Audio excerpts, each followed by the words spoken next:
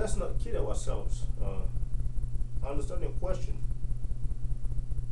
but this is what we should do, and what we should be doing. We should simultaneously wage war against poverty and lawlessness, and at the same time creating opportunities for men and women. What is happening today in our state and perhaps in the nation is just not my idea of government. Owerri is so much congested now that you can sit in traffic for an hour. Here is a town that I know all my life, that if you sat on the traffic for over 10 minutes, you wonder why. Now you can sit in traffic for an hour. So we have to address these problems. Anything that bothers the people, that has to be addressed. From the banking system to making funds available for business, all these things are issues that no government should ignore. We are seeing, you go into the villages, the rural areas, it's so you have flood up from one end to the other, and no attempt is being made to ease this flooding all over in the villages, on the streets. I tried to travel from Mekuku to Tozawa. I mean, this was horror, and I'm wondering, you know, and I'm thinking, doesn't our government see these things? Shouldn't they act? I mean, the cost of just filling these roads, just for the moment, if you don't want to build new roads, is so minimal.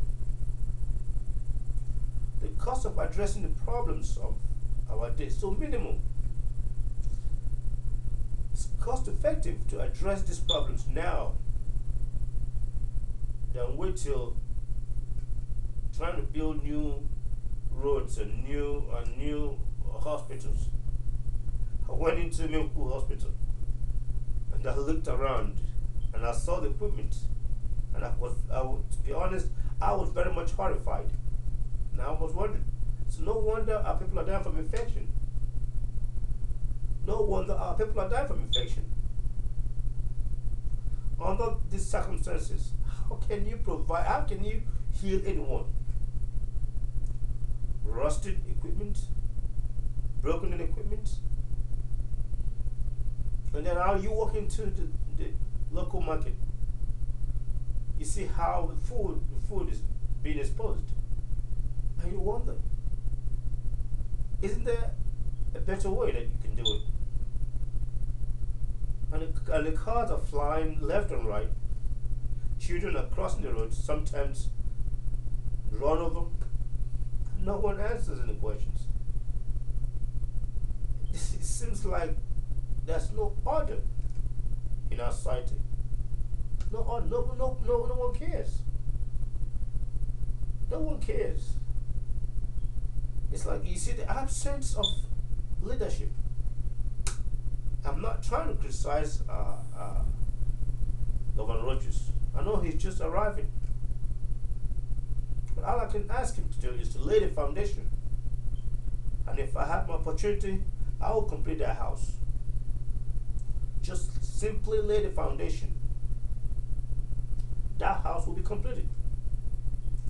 So the need for a comprehensive approach to government is so essential at this point. The need for us to just lay it out on the table. Draw up a list of our problems. I don't care how long they are, but these are problems. So problems confront our people. And as government has a role to address these problems. They just cannot turn their back on our people. And I believe, don't tell me the funds are not there. The funds are there. And if they're not there, you can find the funds. I see young men struggling every day. Unemployment over 60 or 70%. How can this be? How can a society endure when you have over 60% unemployment? Students raising themselves. Even students coming home to offer money to their parents for survival. Isn't that a shame? Do we really understand what's going on in our state? When a young girl in university comes home and has to help the mother and father with money, where is this money coming from? Do we realize how much we're endangering our future by allowing these things to continue? I don't know how we can change this. But I want to guarantee you one thing. That if I have my way, so much is going to change in this state. It's not going to be business as usual. We will clear and clean our state. These young men, I understand these young men who are struggling, and believe me, I'm not ready to take away one's means of living. That's not my intention. That we think that what you are doing is illegal, you will have a second chance. We will offer you an alternative. But if you fail, then we will use the arm of government to punish you. We're not going to leave everything to God anymore. The only way we could salvage this state is that the government becomes so active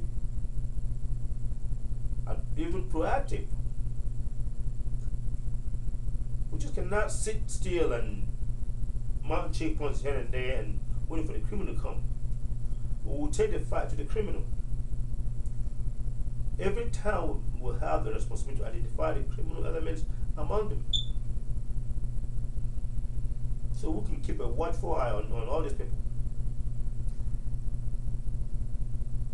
It's not a violation of their rights. We have the right to keep our state safe from criminal.